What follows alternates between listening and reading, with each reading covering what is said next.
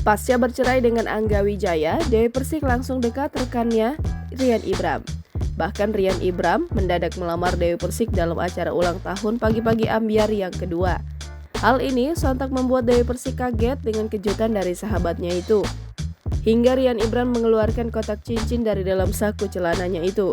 Bagi Rian Ibram, dirinya paham betul jika cincin merupakan salah satu benda yang sakral bagi sebuah hubungan. Namun Rian Ibram tak mau, Dewi Persik terpaksa menerima cincin tersebut. Rian Ibram mengaku siap menunggu kapan Dewi Persik mau memakai cincin pemberiannya itu.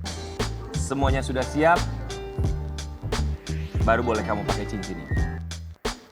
Rian Ibram juga membungkukkan badannya ke Dewi Persik saat menyerahkan cincin tersebut. Dikatakan Dewi Persik dirinya akan memakai cincin tersebut jika ia sudah siap dengan kondisi dan keadaannya.